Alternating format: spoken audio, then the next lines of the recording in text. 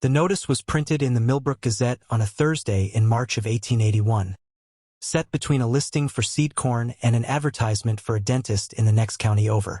It was not long. Most of them were not. The men who placed those notices had learned, through trial or through plain stubbornness, that a woman reading the back pages of a small Missouri newspaper was not reading for poetry. She was reading for truth. This one had it. I have one leg. I have 200 acres and a barn that does not leak. I am 38 years old. My name is Gideon Marsh and I farm the land my father cleared in Callaway County.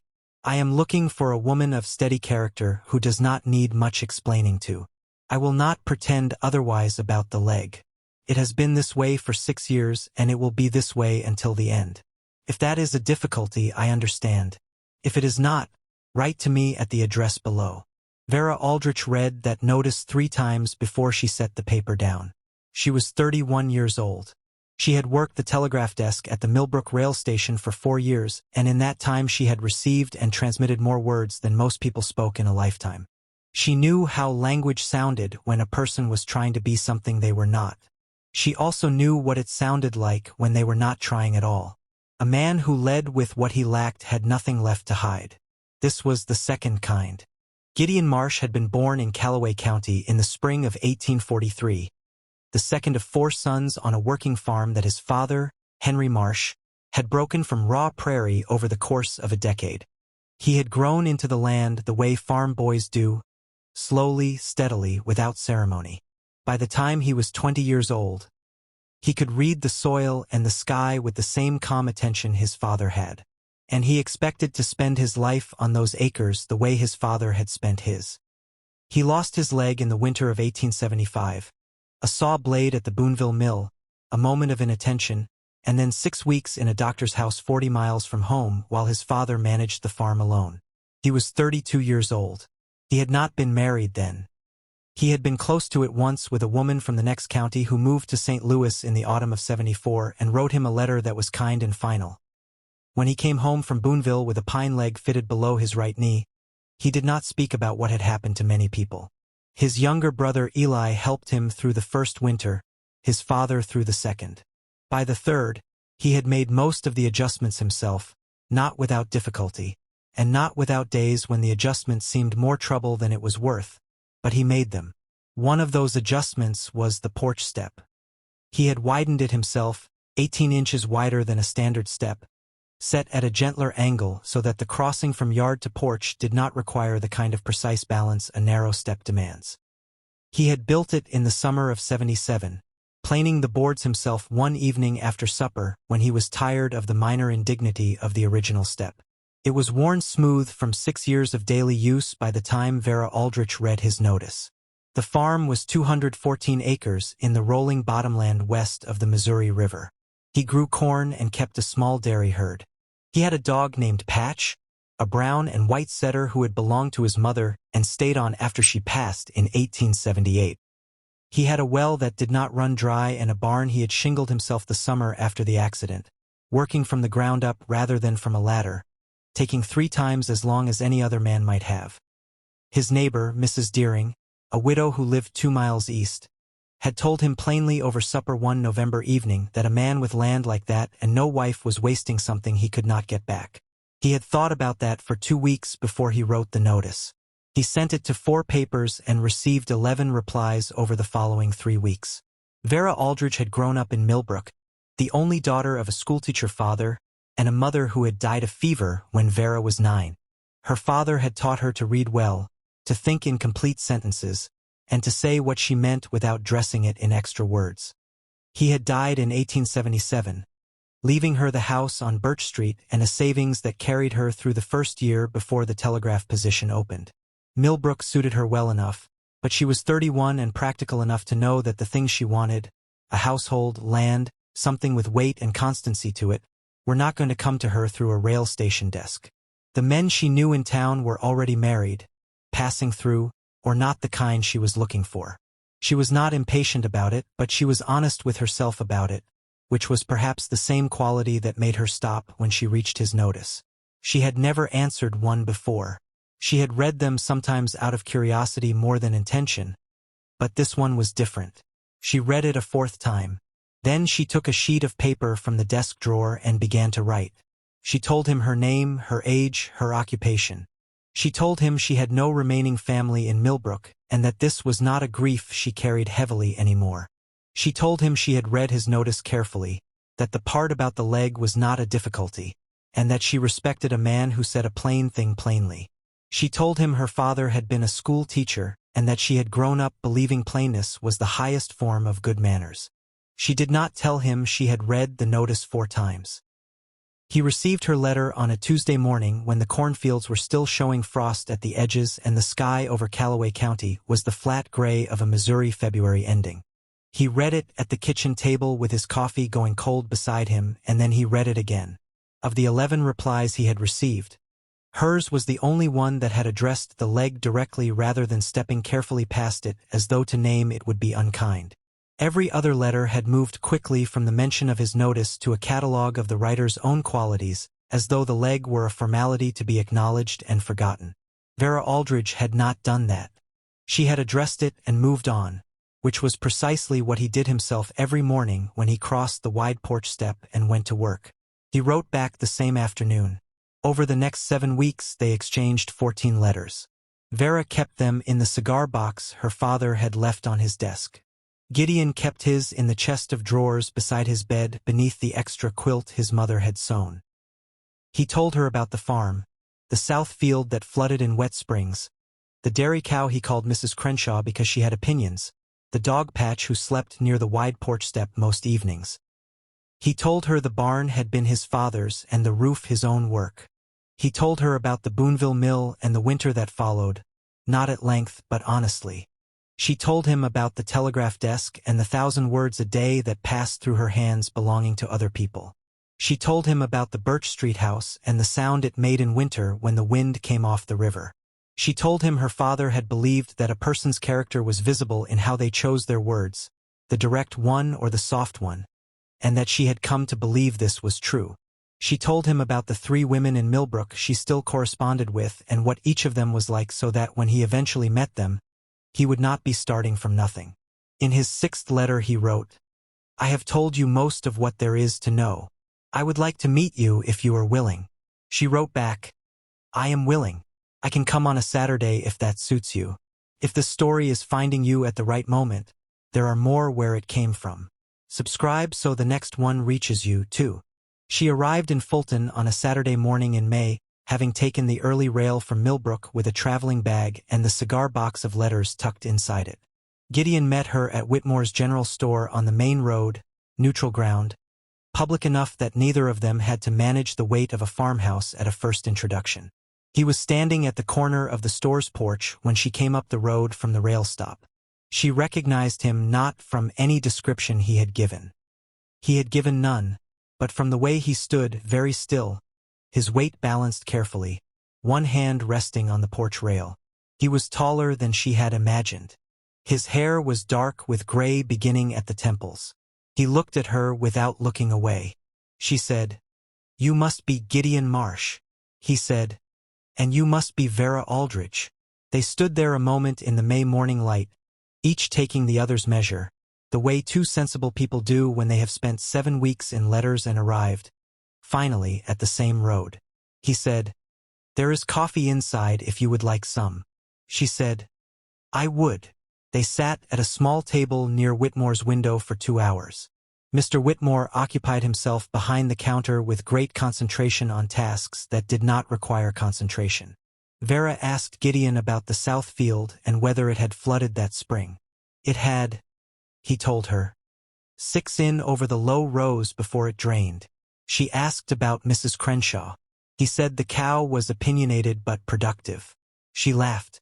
It was the first time he had heard her laugh, and it told him something he had not been able to learn from letters, that she laughed the way she wrote without performance. He asked whether the telegraph work had ever grown dull after 4 years. She said, "The work does not grow dull. The town does." He nodded. He understood. Before she took the afternoon rail back to Millbrook, he walked her to the station. On the road, he moved with the gait she had expected. Slightly uneven, deliberate, small economy of motion that spoke of long practice. She did not look at his leg with any particular attention.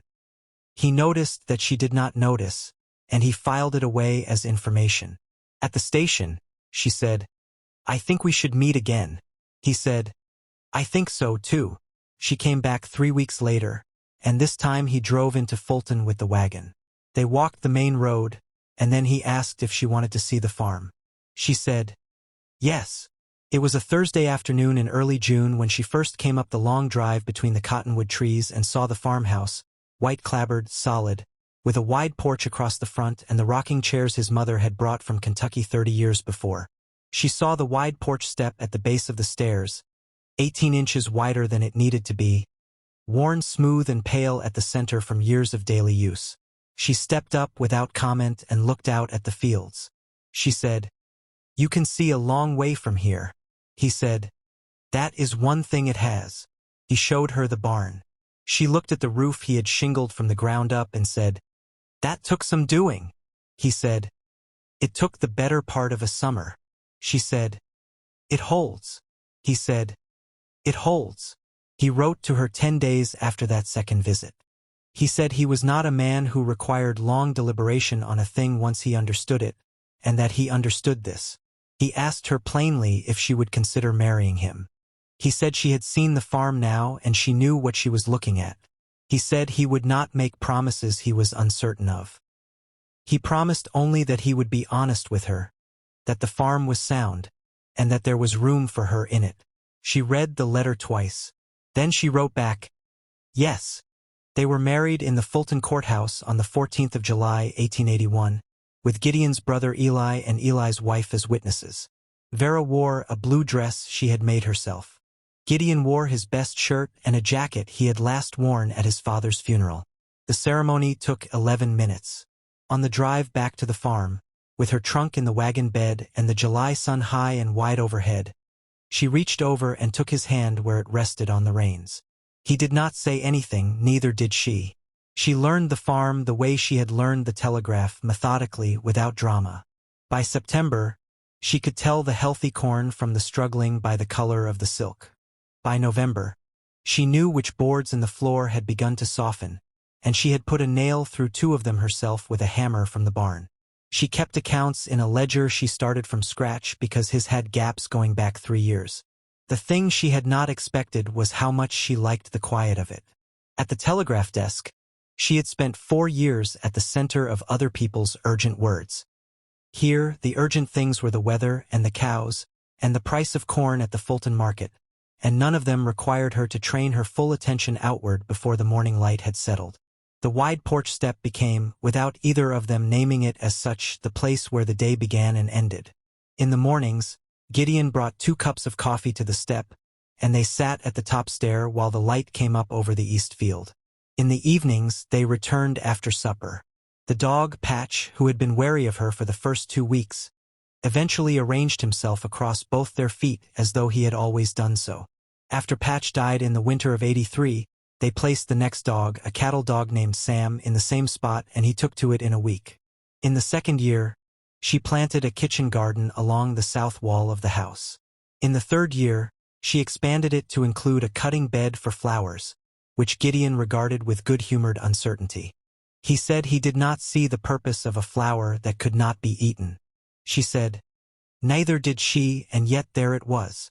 It was in the autumn of 1883, 2 years into their marriage, that Vera found herself rereading the original notice. She had kept it folded once inside the cigar box, and she took it out on a rainy October afternoon while Gideon was in the barn. The paper had yellowed at the folds. The print was still clear. I have 1 leg. I have 200 acres and a barn that does not leak. She sat with it for a while. Through the kitchen window she could see the barn roof, the one he had shingled himself from the ground up, holding through another Missouri winter. She thought about the man who had written those 2 sentences and decided they were enough to lead with. Not the Cottonwood Drive or the rocking chairs or the family name on the land deed. 1 leg first, then the rest of it. She folded the notice and put it back. The years passed the way a fence line grows, 1 post at a time, each one unremarkable in itself until one morning you look up and find that it runs further than you can see to the end. They had a daughter in 1883, born in the farmhouse with a midwife from Fulton in attendance. They named her Ruth. A second daughter, Pearl, came in 85. Both girls grew up knowing the wide porch step as the center of the house, the place where the day's first and last things were said, where company was received, where problems were held out in the open air until they looked smaller than they had inside. Gideon's dairy herd grew from 4 cows to 11 over the decade. Vera's kitchen garden expanded twice more. She joined the Fulton Ladies' Reading Society in 1887 and became its secretary because no one else kept clean minutes. Gideon added a second barn in 89. This one with wide steps on both sides, built the way he always built steps now, as though it were simply the sensible way.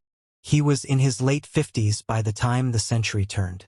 He walked more slowly then, the pine leg having been replaced twice, once in 88 and once in 94, and the mornings on the porch step grew longer and quieter.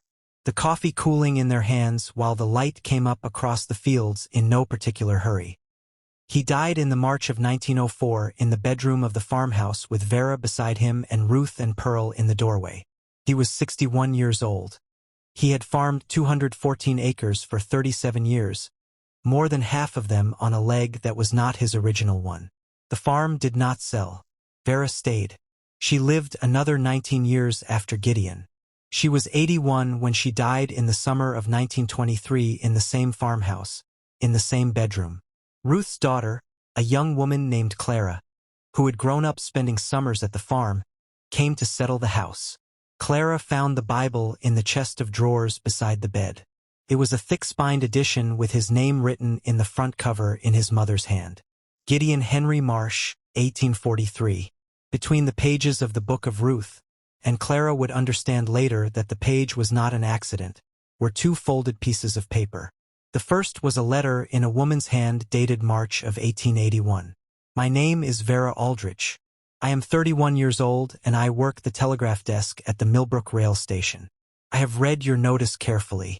The second was the original advertisement from the Millbrook Gazette. The paper was fragile at the folds and soft at the edges. Clara read it standing in the morning light of the bedroom while the Callaway County fields lay quiet outside the window. I have 1 leg. I have 200 acres and a barn that does not leak. She stood there a long time.